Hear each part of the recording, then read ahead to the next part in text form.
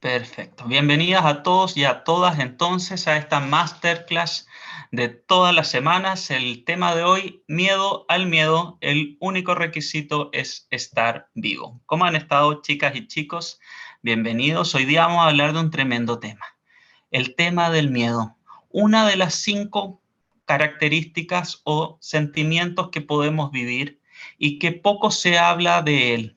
Se establece desde la psicología 5 tipos de sentimientos como si estuvieran categorizados, ¿no? Hablamos de la alegría, del amor, hablamos de la tristeza, de la rabia y del miedo.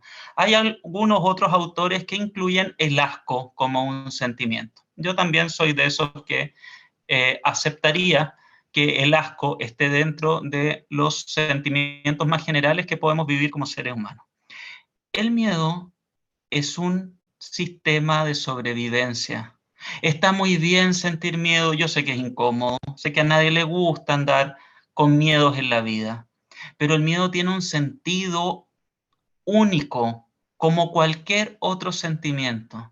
Necesitamos del miedo, así como necesitamos de la alegría, así como necesitamos del amor, así como necesitamos del asco, así como necesitamos de la rabia y de la tristeza.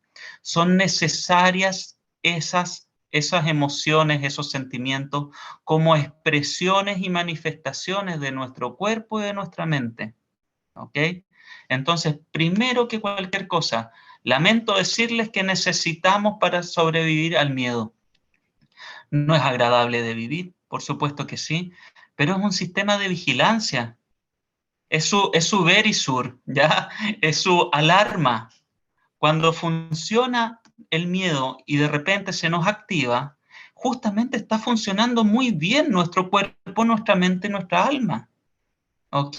Entonces, primero que todo, tenemos que entender a todos los sentimientos como útiles para la manifestación de lo que nos está sucediendo como un conflicto emocional. Cualquier conflicto emocional va a poder derivarse o expresarse a través de estas ramas o especializaciones que son estos sentimientos básicos. ¿Ok? Y el miedo es uno de ellos y al igual que todos nos sirve y nos es útil para poder sobrevivir.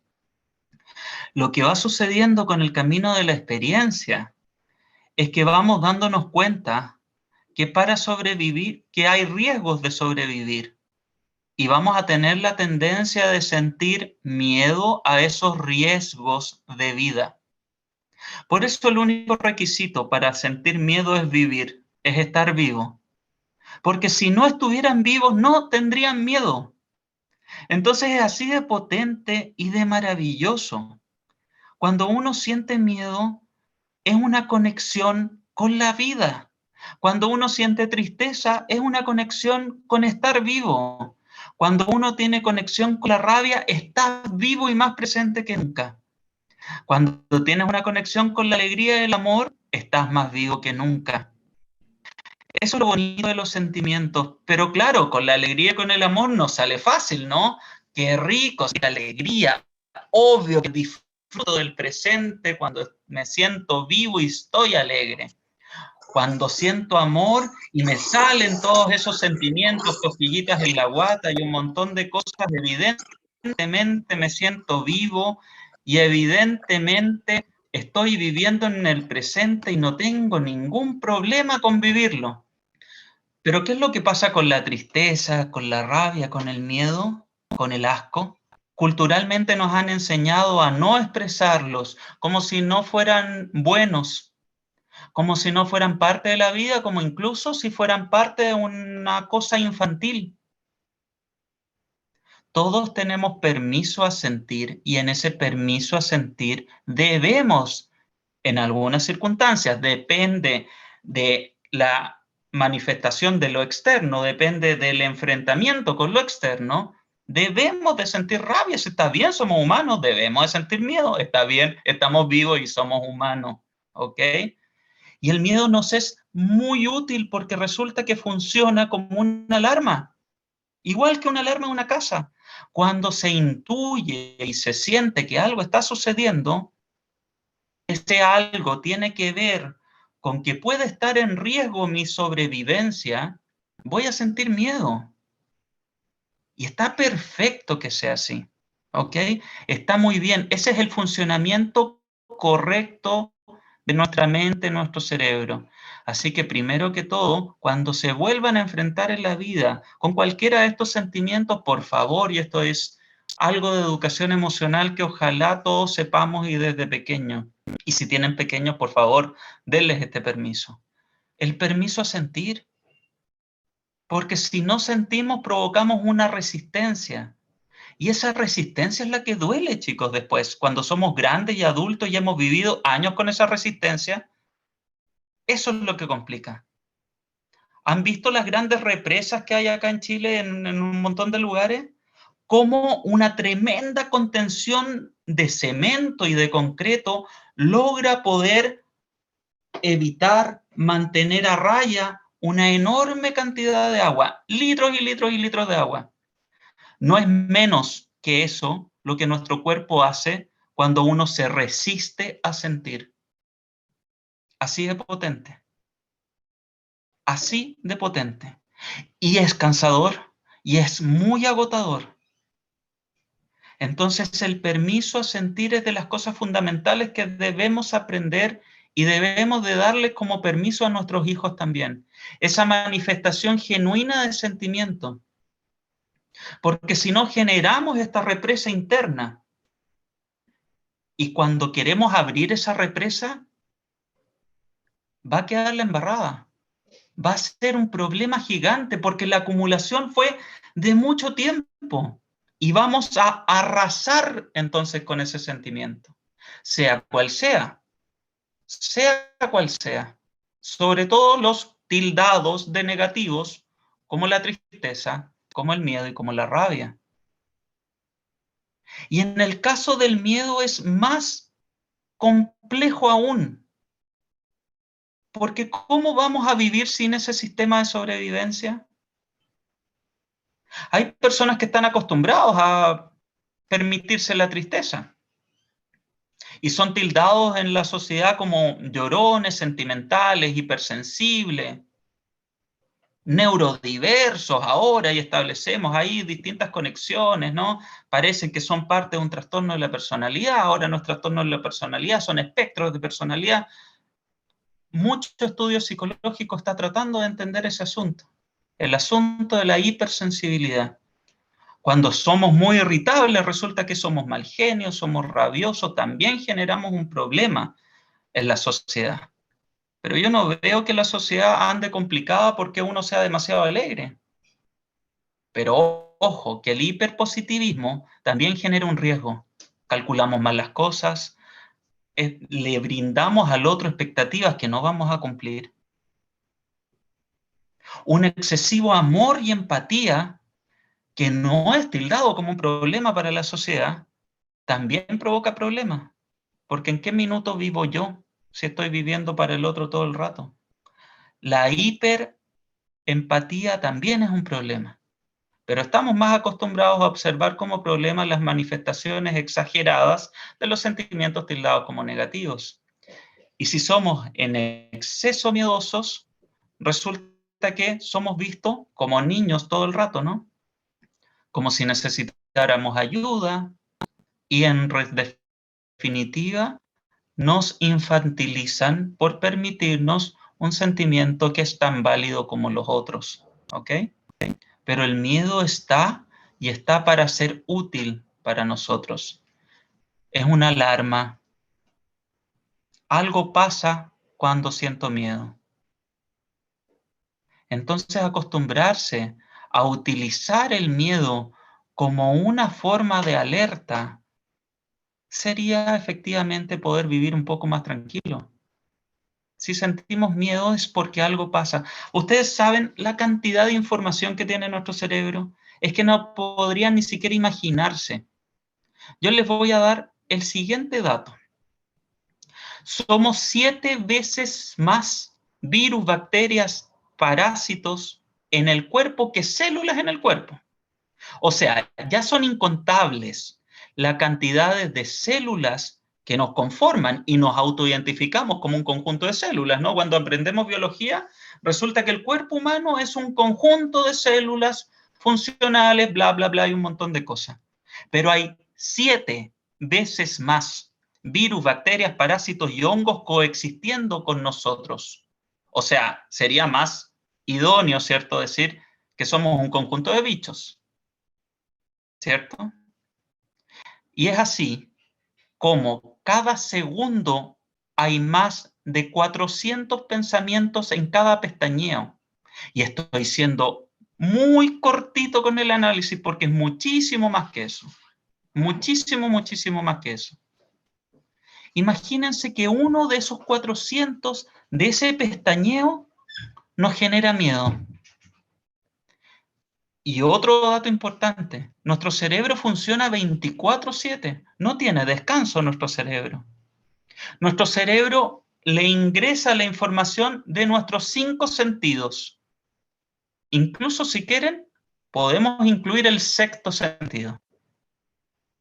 El sexto sentido entendido como una intuición que desde mi punto de vista, y esta es una opinión personal, realmente la intuición no es más que el sentido que tenemos de poder hacer una conexión y una conclusión entre todas las informaciones que provienen de los primeros otros 5 sentidos. O sea, no es más que una conclusión que saca nuestro cerebro a través de la información no verbal, de lo que dice, de la conclusión que saca, de la anticipación y de un ejercicio mental gigantesco. Ok, ¿creen ustedes que este cerebro, que tiene tanta información, va a estar equivocado? ¿Creen ustedes que realmente este cerebro de ustedes, mi cerebro, el cerebro de ustedes, realmente va a estar equivocado en un cálculo que haga? Nunca nuestro cerebro va a estar equivocado. Lo que sucede es que puede tener información errónea, información que dista de la realidad, eso sí, por supuesto. Pero nunca va a haber un error en el cálculo que haga nuestro cerebro. Insisto, a no ser que haya una información equivocada, que ese es otro tema y es lo que provocan, por ejemplo, las ilusiones, ¿no? Miramos por acá, pero por otro lado hacemos que ponga foco. La ilusión funciona justamente con el envío erróneo de información. Se establece en eso. Entonces, si algo nos está causando miedo, ¿por qué no darle el beneficio a que por algo nuestro cerebro está concluyendo que eso puede ser complejo, peligroso? Se los digo nomás, ¿cierto? Otra cosa es que observemos lo siguiente. Siempre un miedo va a ser irracional. Nunca va a tener lógica.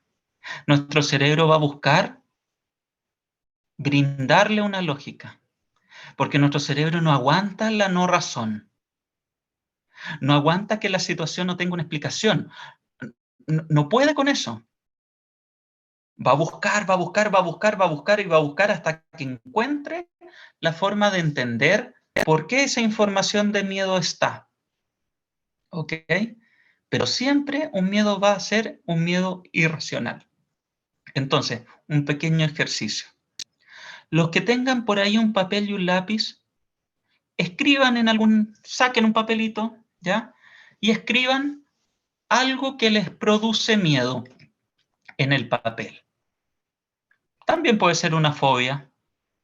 Tengo fobia a las arañas, me cargan los ratones, tengo miedo a estar sola, lo que sea. Les voy a brindar este espacio para que vayamos haciendo ese ejercicio. Anoten en un papel aquello que les causa miedo. Muy bien. Los que ya lo hayan hecho,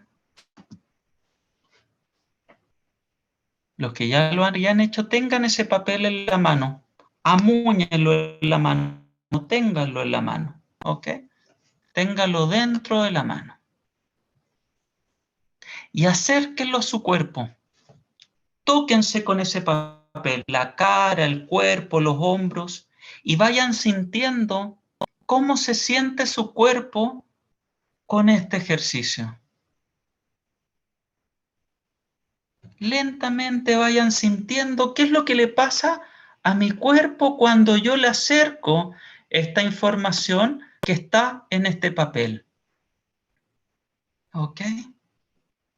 Por ahí observé que hicieron el ejercicio María Paz y Alejandra Lana. Alejandra, ¿me podrías contar cómo se siente tu cuerpo cuando le acercaste el papel? Me dio escalofríos. Te dio escalofrío. Ok, Sí. perfecto. María Paz, ¿me puedes contar tú cómo te sentiste? ¿Cómo se sintió tu cuerpo? Me pasó lo mismo, pero me dio Escalofrío. sí, como escalofrío y como pena. Muy bien, ok. Entonces, todos los que hayan hecho el ejercicio, escalofrío y miedo, muchas gracias ahí por responder en el chat también. Ahora, abran esa mano y vean el papel. Y cuéntame, Carola, que también vi que hiciste el ejercicio. Cuéntame, Carola, ¿qué es lo que tienes en tu mano?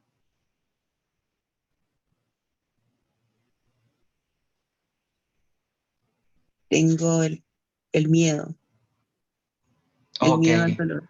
Cuen- Muy bien. Cuéntame, María Alejandra, ¿qué es lo que tienes en tu mano? Lo que dice el papel, ¿Qué es lo que tienes en tu mano? el papel que dice muerte. Mi miedo es a la muerte. Cuéntame, cuéntame, María Paz, ¿qué es lo que tienes en tu mano? El miedo de no poder estar para mis hijas. Muy bien. Les cuento que la única que tiene absoluta razón es Alejandra. Lo que tienen en sus manos es un papel, no es otra cosa.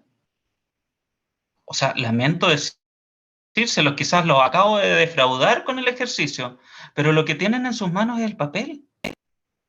¿O el miedo acaso está ahí? El miedo no está ahí. La asociación que acaba de hacer su cerebro es que el miedo lo tienen ahí en sus manos. Y por ende, si lo acercan a su cuerpo, van a sentir escalofríos, miedo, incluso pena o un montón de manifestaciones del miedo. Es la asociación que acaba de hacer su cerebro. Pero lo real es que es un papel. Así de absurdo es el miedo.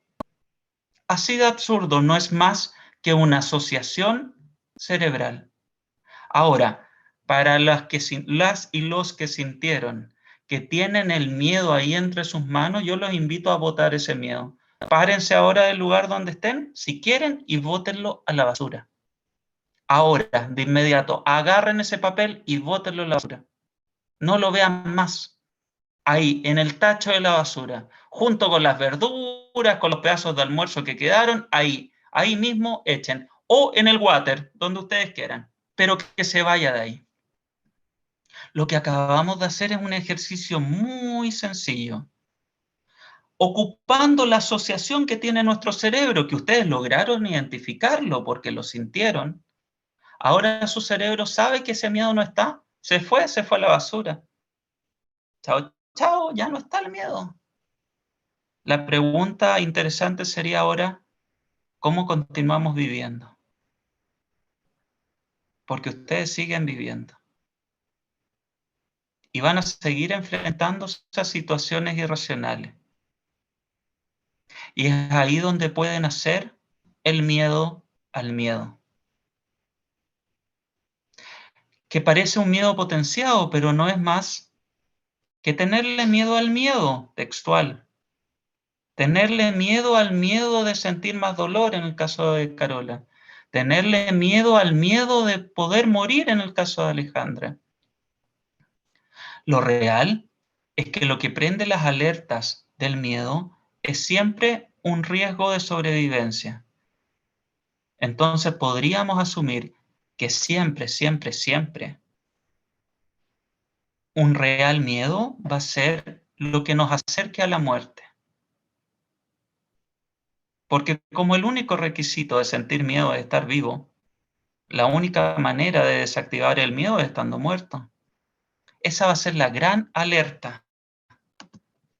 El gran miedo de todos los miedos, el gran miedo detrás de la fobia, cualquiera sea, el gran miedo al dolor, el gran miedo al miedo a tener un accidente, el miedo a sentirme sola, va a ser en algún minuto que mi vida corra riesgo y que yo no esté.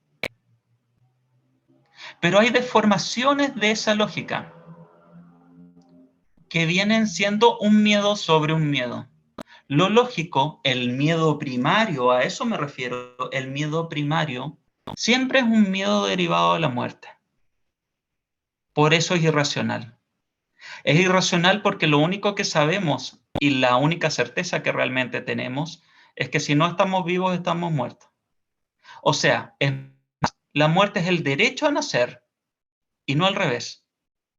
Lo único que sabemos que realmente nos va a suceder por el mero hecho de estar respirando es que en algún minuto vamos a morir. No sabemos si vamos a tener una vida feliz, no sabemos si vamos a caminar o no, no sabemos si vamos a tener pareja o no, si vamos a sufrir o no. Lo que sí realmente sabemos es que en algún minuto vamos a morir. Pero como nuestro cerebro, la única programación que tiene es preservar nuestra existencia, va a manifestar las más grandes alertas cuando nos enfrentemos a la muerte. Y el miedo es una expresión de esa alerta. Pero ¿qué es lo que sucede cuando tenemos el miedo al miedo? Se nos agrega otra dificultad más.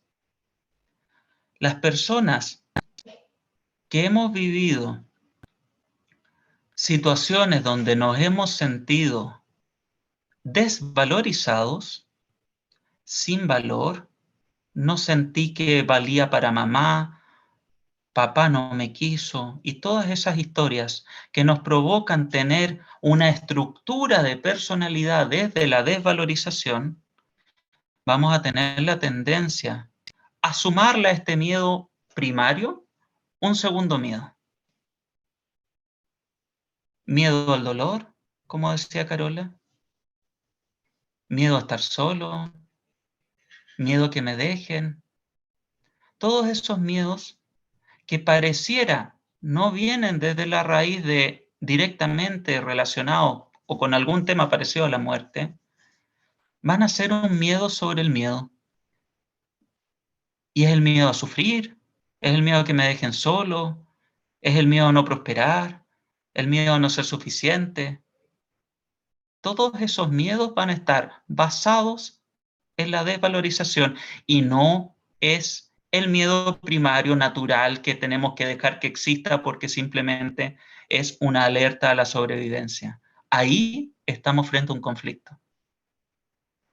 Y estamos frente a un conflicto importante, un conflicto de desvalorización. Yo no siento que valgo. Y un conflicto de desvalorización profundo siempre nos va a llevar también a tener un conflicto de identidad. Entonces empezamos a generar una fidelidad con ese miedo irracional. Eso que nos causa miedo, que es un miedo basado en la desvalorización, va a convertirse con el paso del tiempo en parte de mí. ¿Y quién soy yo sin esa desvalorización? Si llevo tanto tiempo así. ¿Quién soy yo sin este dolor? ¿Quién soy yo sin esta soledad? A la que, curiosamente, le tengo miedo, pero que curiosamente termina transformándose en una profecía autocumplida. Porque parece que el universo se confabula contra mí y en el mejor de los casos vuelvo a estar así y vuelvo a desvalorizarme y vuelvo a desvalorizarme y debería sentirme bien, pero vuelvo a sentir miedo. Por eso es tan importante la identificación. Hay un miedo primario que siempre tiene que ver con la sobrevivencia y con el miedo a morir, comillas, y todas sus deformaciones. Pero el miedo al miedo es un profundo conflicto de desvalorización. No me sentí vista, no me valoran, no fui lo suficiente. Puedo haber sido víctima de situaciones en la vida, pero lo único cierto es que por lo menos con los que tienen la cámara prendida, yo veo a puros adultos acá. A puros adultos que seguramente cada uno tiene sus profesiones, sus trabajos, su vida, sus años de experiencia en lo que sea. Los veo vivos, importante. Los veo vivos.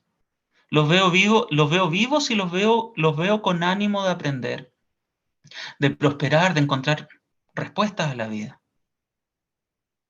Entonces yo les debo hacer una pregunta un poco poderosa. ¿Hasta cuándo?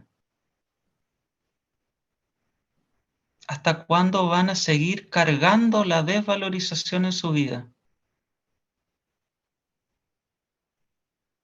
¿Hasta cuándo se van a seguir permitiendo que ese miedo irracional continúe siendo parte de su identidad?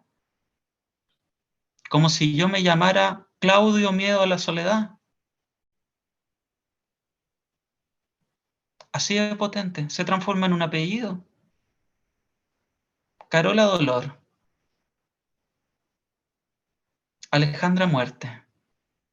Esa es la asociación que hace el cerebro, se lo debo hacer así tan claro. Y disculpen que pongan por ahí ejemplos, me estoy atreviendo a poner ejemplos de los que tienen la cámara prendida, nada más. Asimismo, como hicimos el ejercicio del papelito, que no era más que un papel, pero que su cerebro concluía que tenían ahí, en sus manos, el miedo, esa misma asociación cerebral irracional hace nuestro cerebro con nuestra identidad. Y me transformo en Claudio Soledad. Me transformo en eso que más le tengo miedo.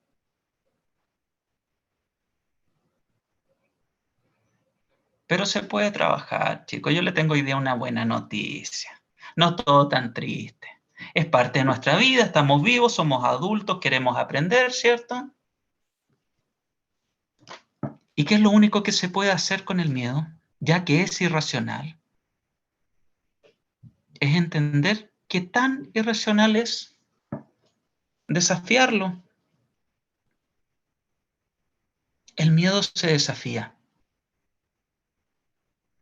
Y no estoy diciendo, ojo, debo ser muy cuidadoso con esto. No estoy diciendo que si le tengo miedo a las alturas me voy a tirar en paracaídas, me puede dar un infarto de tanto miedo. No, no estoy hablando de ese desafío, que sería como lo textual. Estoy hablando de desafiarnos a nosotros mismos y observar el peor de los miedos. El peor de los miedos es el peor de los casos. Como nuestro cerebro tiene la función única de guiarnos para sobrevivir, si nosotros le implantamos a nuestro cerebro la interrogante de qué pasaría en el peor de los peores de los escenarios, voy a darme cuenta de lo irracional que termina siendo a lo que yo le estoy sintiendo miedo. Entonces, vamos a seguir con los mismos ejercicios. Si alguien quiere que tome su caso, avíseme, prenda por ahí la camarita, por favor. ¿Ok? Entonces, de ese papel que echaron a la basura, ese miedo que acaban de echar a la basura, los invito a reflexionar preguntándose lo siguiente. ¿Qué es lo peor de lo peor de lo peor que puede pasar? Y fantaseen. En tu caso, Alejandra, fantasea con la muerte. Así de simple. Y regálense estos minutos, les voy a brindar 2 o 3 minutitos, para que si quieren cierran los ojos y observen, en el caso de Alejandra, su muerte. ¿Cómo sería estar muerta? ¿Cómo sería, Carola, una vida llena de dolor? Porque es el peor de los casos. ¿Cómo sería una vida con soledad? Pero bien sola. exageradamente sola. No es algo que estemos acostumbrados culturalmente a vivir, pero nuestro cerebro necesita poder anticiparse, entonces le estamos regalando algo que nuestro cerebro quiere, la anticipación. Donde está buscando siempre nuestro cerebro ayudarnos a sobrevivir, si le regalamos información anticipada, nuestro cerebro va a estar contento. Va a estar contento de esa anticipación. Y vamos a lograr entonces desafiar y observar lo irreverente, lo irracional que es realmente el miedo que estoy teniendo. Obsérvense en ese peor de los casos y solucionen ese peor de los casos. Y si no tiene solución, porque en el caso de Alejandra ya estaría muerta, no tiene solución. ¿Cierto? ¿Qué va a pasar con los hijos de Alejandra, con la pareja, con la... Lo verán los vivos, ¿cierto? Ok.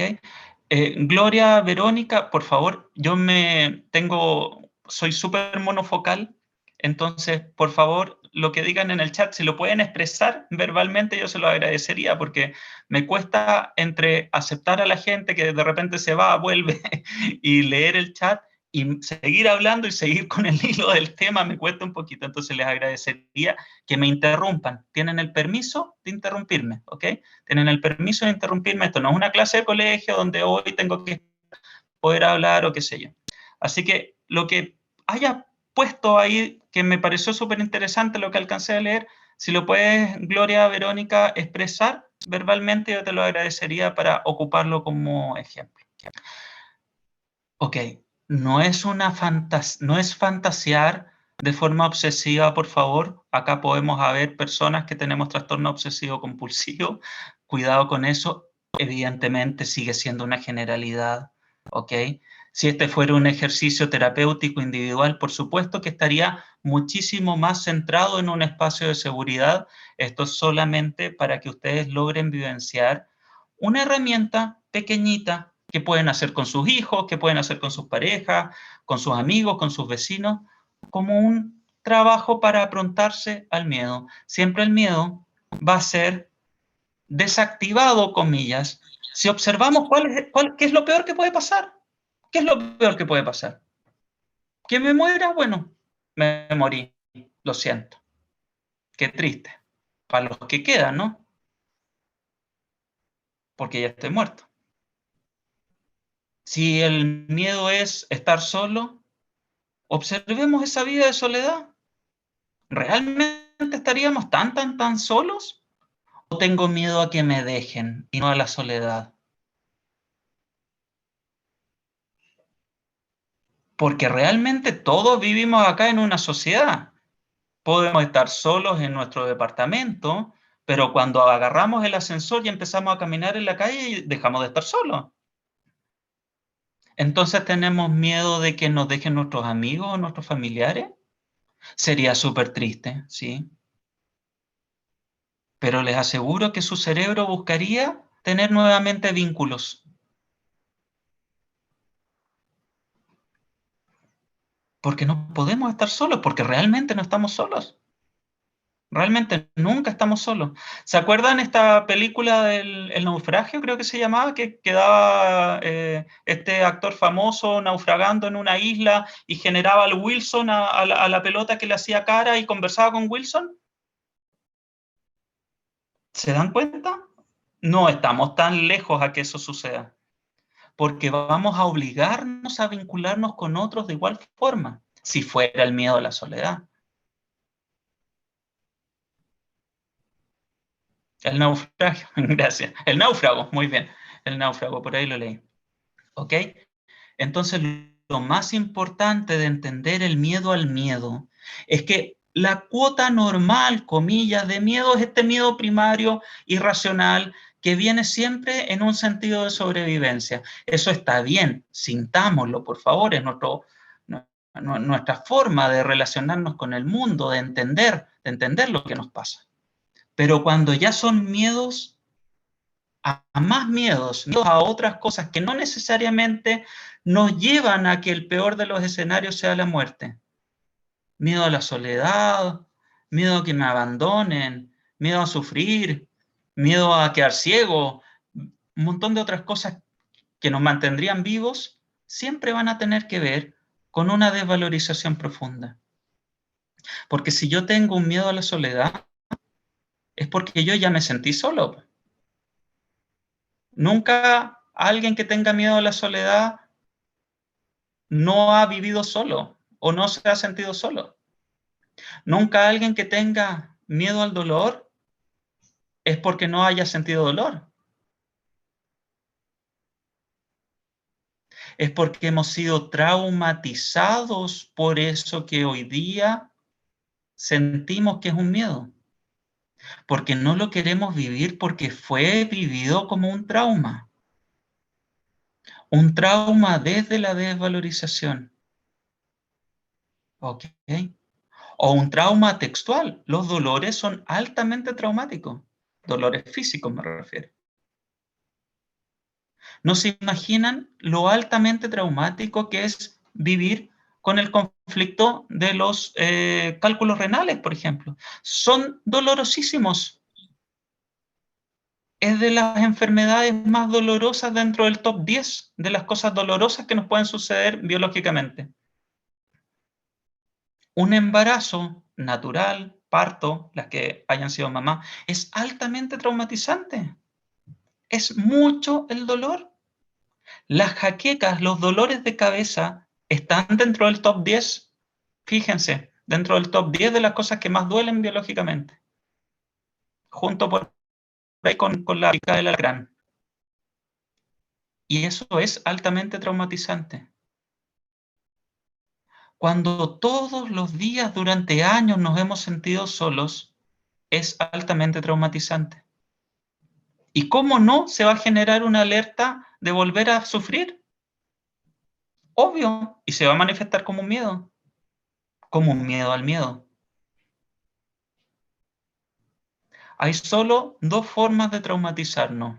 La primera es la más evidente, la que entendemos todos, a través de una situación dramática que yo no elegí, donde mi vida cambió de un minuto a otro, donde yo no participé de eso, o sea, si lo hubiera elegido no lo vivo. Un accidente, la pérdida o el fallecimiento de alguien. Eso se entiende siempre por trauma. Un abuso sexual, por supuesto, nadie eligió eso. Nadie eligió vivir eso. Parece que el destino se ensaña con nosotros, ¿no? Mi vida cambia de un minuto a otro y yo no decidí cambiar. Eso es un trauma. Eso es lo que todos entendemos por trauma. Lo que socialmente entendemos por trauma. Pero también hay otra forma de traumatizarnos. Con el gota a gota, con el día a día, con lo constante en la vida. Cuando suceden reiteradas veces y frecuentemente lo mismo. Por eso el bullying es altamente traumatizante. Por eso las palabras de papá o mamá, cuando son ofensivas, o los golpes, o la violencia psicológica, o la violencia económica, son altamente traumatizantes. Y nos generan después un miedo. Pero ese miedo es porque no tuvimos el suficiente valor de enfrentar lo anterior de otra forma, o no recibimos el valor del otro, o no sentimos que a los otros nos valoraban a nosotros. Es un conflicto de desvalorización que se manifiesta como un miedo al miedo. ¿Alguna duda, alguna pregunta, algo que quieran comentar? Les dejo el micrófono abierto, chicos. Claudio, ¿te puedo hacer un comentario? Todas las que quieras, Alejandra. Mira, sabes que empezaste a hablar acerca del miedo secundario y el tema de la desvalorización profunda. Y yo estando en terapia con psicólogo, un día le hablo, no sé por qué, a Papito de qué salió esto, pero le digo que yo sentía como que si yo no tenía dinero, como que yo no valía. Y me dijo, ¿y de dónde viene esa creencia? Y yo le dije que no sabía de dónde salió esa creencia. Entonces ahora tú dices esto y yo empiezo a acordarme que haciendo un ejercicio hace un tiempo atrás, me di cuenta de que yo al al sentir que es merecedora de dinero, que si yo era merecedora de dinero, al sentir que yo recibía dinero, era como que a mí me daba miedo recibir mucha cantidad de dinero. Y ahora que tú dices eso, me recordé que cuando yo era pequeña, a mí me invitaron a un cumpleaños. Debo haber tenido unos 6, 7 años. Y mis papás me dijeron, no hay dinero para llevarle un regalo a la cumpleañera. Entonces no puedes ir a ese cumpleaños. Y ahí ahora me hace como clic lo que tú dices, porque es como que en ese momento yo sentí que no valía y no podía ir al cumpleaños porque no tenía el dinero para llevarle un regalo a la cumpleañera, ¿cachai? Entonces, ¿cuál es la asociación que hizo el cerebro? Cuéntame. Que yo no valgo porque si no tengo dinero, no tengo para el regalo, no valgo. Y por eso le tengo miedo a tener dinero. Porque si no, no vales. Es más profundo aún todavía. Porque si tú no vales, no existes. Está este grupo que sí celebró el cumpleaños, porque me imagino que hubo gente en el cumpleaños, ¿cierto? Tú no pudiste acceder a ese grupo porque no había dinero. Entonces, yo no existo en el grupo humano en el que estoy. Es así de potente. Es así de potente la asociación cerebral. Qué fuerte Y qué eso. lindo lo que estás manifestando, Sí, Alejandra. Es muy fuerte, es porque muy no lo fuerte, había asociado es muy hasta ahora. fuerte. Porque las creencias también siempre tienen un asidero, ojo, siempre tienen un asidero, pero simplemente es una situación que con la frecuencia del tiempo se estableció como norma. Así de sencillo. Y se le van incluyendo valores, situaciones, vamos adornando, pero no es más que una situación repetitiva en el tiempo que se establece como norma y después es ley. Y si es ley, yo voy a buscar que eso siga siendo así. Eso es lo peligroso de la creencia. Les voy a dar una pequeña historia. Va a ser un chiste fome. No es para que se rían, es para que lo entiendan, por favor. Había un niñito que ve que su mamá está cortando las puntas de las salchichas para freír las salchichas. Y este niñito le dice, mamá, ¿por qué cortas las puntas de las salchichas para freírlas? Y mamá le dice, no, es que mi mamá lo hacía así. Ok, el niñito curioso va a donde la abuela y le dice, abuela, ¿por qué tú cuando frías las salchichas? ¿Por qué mi mamá me dijo que cuando tú freías las salchichas cortabas las puntas de las salchichas? El niñito tenía la curiosidad, ¿no? Y la abuela le dice, es que mi mamá lo hacía así, siempre vi que se hacía así. Ok, perfecto. El niñito va donde la vieja abuela, que todavía está viva, Dios gracias a la señora, y le dice, vieja abuela, ¿por qué mi abuela, por qué mi mamá corta las salchichas cuando las fríen? Y la vieja abuela le dice que todavía no le compran cosas más grandes. Así de absurdo son las creencias. Nacen desde situaciones completas y absolutamente cotidianas, razonables incluso, pero con el paso del tiempo están tan desactualizadas que pierden su sentido primario. Perdemos el vínculo que hubo desde lo real y el racional y termina tomándose en una situación completamente irracional, pero que opera como ley. Eso es lo complejo, que opera como ley.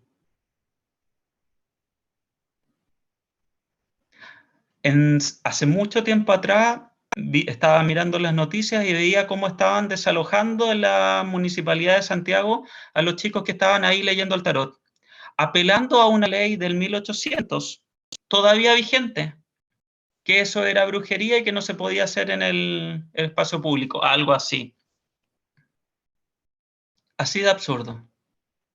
Nosotros tenemos leyes, normas en nuestro cerebro que están desactualizadas. El miedo, basado en la desvalorización, los invito a entenderlo como algo que necesitan actualizar. Porque a todos los que veo acá en cámara, los veo adultos. Y yo les puedo asegurar que todos pueden llevar una vida diferente o no de lo que a ustedes les complica, ¿no? Me imagino. Y si no lo podemos hacer, tendremos que aprender a vivir con ello.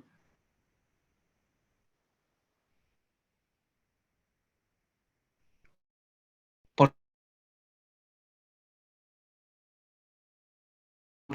seguimos vivos. Porque el único requisito es seguir vivo. Nuevamente el micrófono abierto si alguien quiere hacer algún comentario. ¿Quién quiere comentar algo? ¿Alguna duda, alguna pregunta? ¿Algo que les haya llamado la atención?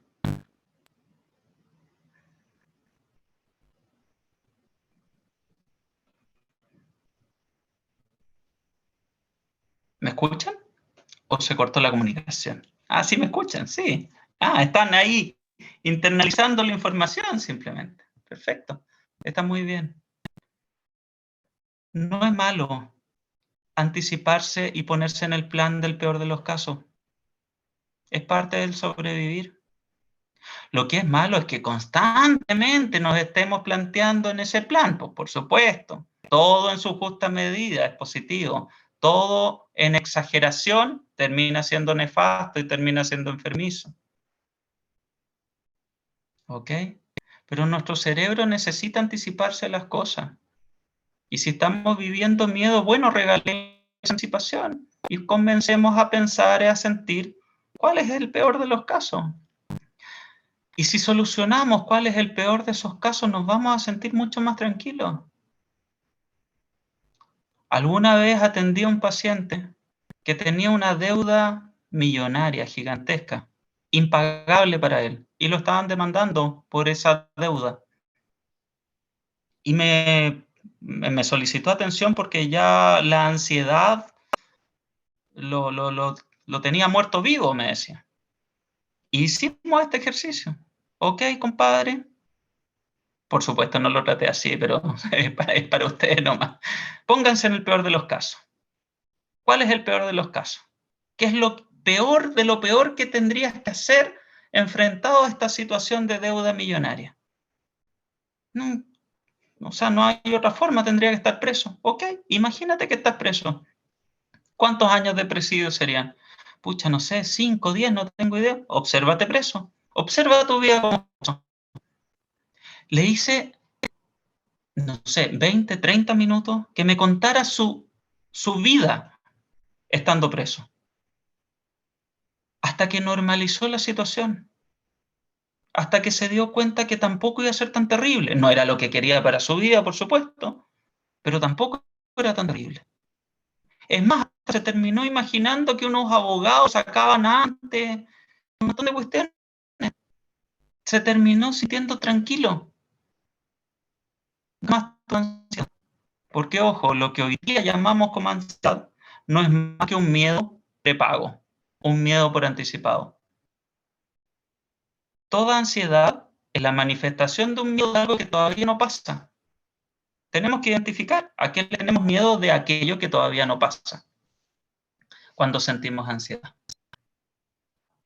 Y también observarnos cuál es ese peor de los casos. No estamos manifestando eso para nuestra vida. Yo también quiero hacerles este alcance. Hay muchas personas que trabajan con el poder de la palabra, con el decreto, se han leído el The Secret y están con esa volada de decretar lo mejor para mi vida, bla, bla, bla, bla, bla. Pero si esa programación está en nuestro cerebro, les debo decir de verdad, con mucha humildad, esas cuestiones no le van a funcionar. Y no es que no funcionen, porque sí funcionan, pero no funcionan si yo tengo estas programaciones en nuestro cerebro. Para que la manifestación funcione, tiene que haber una coherencia cardíaca. O sea, que lo que yo estoy manifestando no genere una alteración en mi ritmo cardíaco. ¿Se dan cuenta esas personas que desean y manifiestan todos los días quiero ser millonario, me quiero comprar el loto, me voy a ganar el loto, me imagino comprándome las casas, bla, bla, bla, bla, bla? Y yo le pregunto, ok, pero ¿cómo te sientes con eso? Eufórico, es que hoy me siento demasiado alegre. Lo siento, pero no va a resultar. Y no va a resultar porque tu cerebro te va a proteger. Nuestro cerebro tampoco va a aguantar un pic de alegría.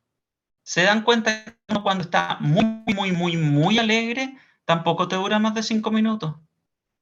Cuando tú estás muy bien, tampoco te dura más de 5 minutos. Porque para nuestro cerebro, cualquier sentimiento que estemos viviendo, cualquiera sea, cuando ya llega a cierto límite, va a enviar inmediatamente cortisol a bajar esa situación. Porque para nuestro cerebro se genera entonces una alerta. Peligro, peligro, peligro. No puedo seguir sobreviviendo con tanto nivel de emoción. Da lo mismo si es positiva o negativa, considerada desde nosotros como positiva o negativa. Entonces tiene que haber una coherencia cardíaca. Lo que yo manifiesto para mi vida me debe hacer sentir tranquilidad y paz. Y manifestarme en el peor de los hechos muchas veces me va a traer esa tranquilidad. Y no es que yo esté manifestando esa realidad para mi vida. Yo para mi vida estoy manifestando la tranquilidad. Y la tranquilidad se vive en el presente. La paz se vive en el presente. ¿Ok? Una última intervención de ustedes si quieren hablar, si no, ya vamos dando por terminado esta linda masterclass de hoy. 2, 3, 4, 5, 6. Terminamos entonces. Un abrazo enorme a todos y a todas. Muchas gracias por la participación. El día de mañana ya va a estar esta masterclass subida al canal de YouTube Más Allá de la Enfermedad. Los que quieran comunicarse conmigo, ahí a través del chat grupal, pueden acceder a mi WhatsApp, preguntarme lo que quieran. Para los que viven en Santiago, el día 19 de agosto vamos a estar haciendo constelaciones familiares allá en Santiago. No se pierdan esa oportunidad. Hacer una constelación familiar, para los que lo han vivido, pueden ratificar lo que yo estoy diciendo. Es una experiencia transformadora. No se pierdan la oportunidad de vivir una experiencia grupal maravillosa, un tremendo movimiento. Para los que estén en Santiago, pueden ahí participar. Los que están en otras regiones, si quieren juntarme gente, yo voy para allá y hacemos constelaciones donde quieran. ¿Ok?